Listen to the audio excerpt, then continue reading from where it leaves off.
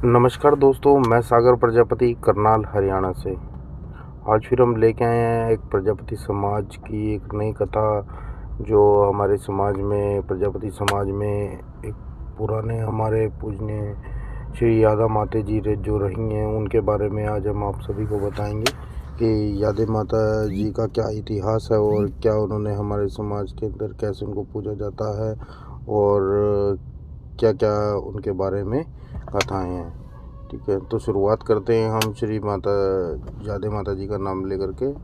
श्री यादा माता की जय। पुराणों के अनुसार त्रेता युग के प्रथम चरण में हिरण्यकश्यपु राज्य मुल्तान पंजाब पाकिस्तान स्थित है। उसके समय में अधर्म का नाश करने के लिए एक भक्ति की महिमा एवं उसके उद्धार के लिए नरहिंखंड के अंजान नगर के भगवान शंकर ने कुम्हार, जो हमारे प्रजापति थे कुम्हार उड़नकेशरी, व माता उमा ने श्री यादे देवी के रूप में असोज मास की शरद पूर्णिमा के दिन दिव्य रूप में इस धरती पर अवतरित हुए।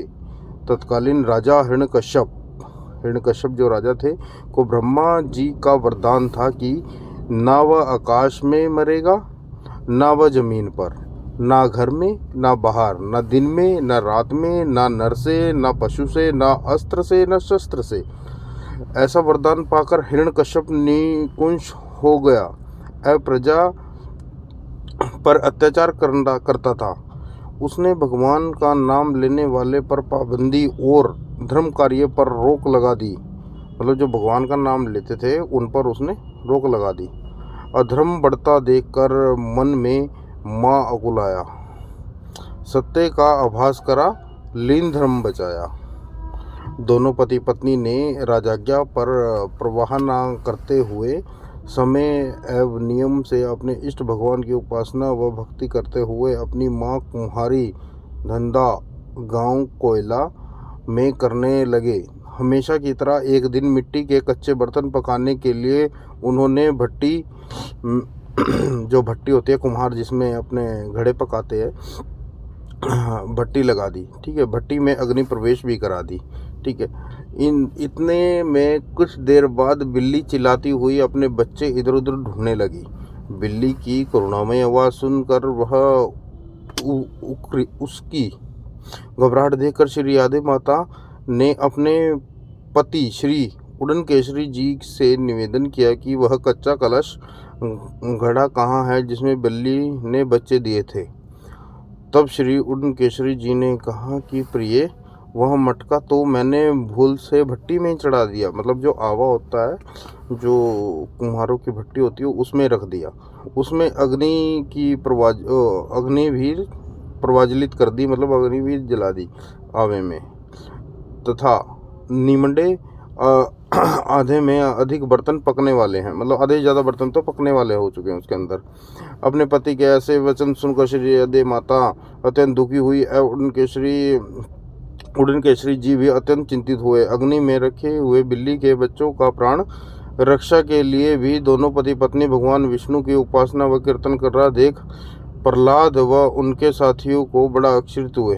प्रहलाद जी जो थे वो विष्णु भगवान की उपासना करने लगे कि बिल्ली के बच्चों को बचाया जाए। राजकुमार प्रहलाद के साथ रहने वाले अंगरक्षकों ने उन्हें डांटते हुए कहा कि तुम राजा की आज्ञा का उल्लंघन करते हो और भगवान की भक्ति क्यों करते हो। हमारे राजा के सामने तो देवता इंद्र व भी सर झुकाते हैं। तब श्री यादा माता ने राजकुमार प्रहलाद को समझाया कि हे भाई, आपके राजा से कोई गुना शक्ति व अत्यंत शक्ति के भंडार भगवान विष्णु हैं। मतलब आपके जो राजा हैं उससे कई गुना शक्ति हमारे भगवान विष्णु के अंदर है। हमारे भगवान विष्णु आग में बाग लगाने की शक्ति व समर्थ रखते हैं, मतलब आग को बुझाने की शक्ति रखते हैं।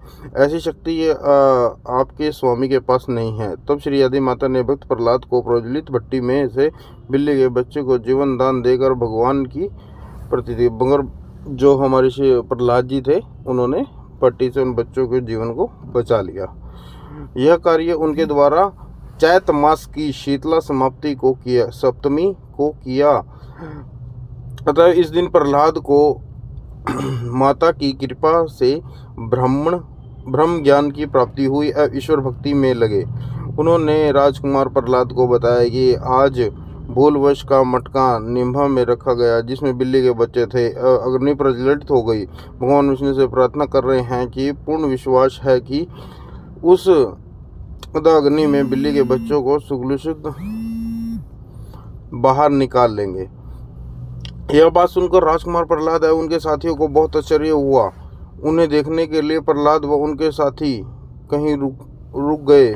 फिर भी श्री देवी माता व उन्हें हणमस्से करते हुए बर्तन की भट्टी खोलना प्रारंभ कर दिया। उन्होंने बर्तन की मिट्टी की जो बर्तन जिसमें आवे में पकाते हैं उसको खोलना स्टार्ट कर दिया।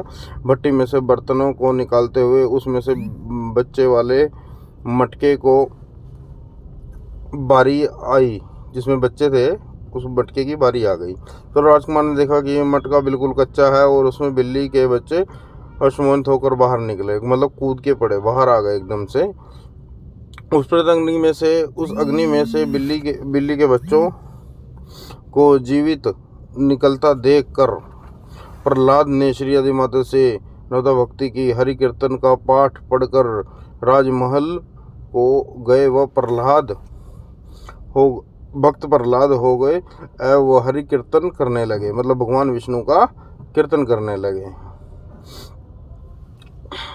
तो जब यह बात अब उनके सेनापतियों, गुप्तचरों को, राजा जो उसकी पूजा करते थे, वो लोग उससे बड़ा किसी को मानते नहीं थे।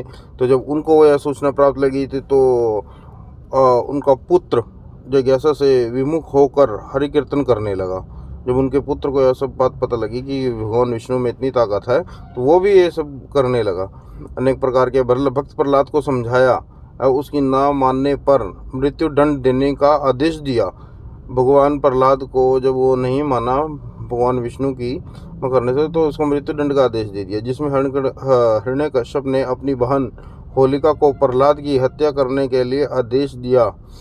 होलिका अपनी बहन को प्रहलाद की हत्या करने के लिए आदेश दे दिया। हिरण्यपालिमाला होलिका द्वारा भक्त प्रहलाद को मारने के लिए उसके गोद में लेकर बैठ गई।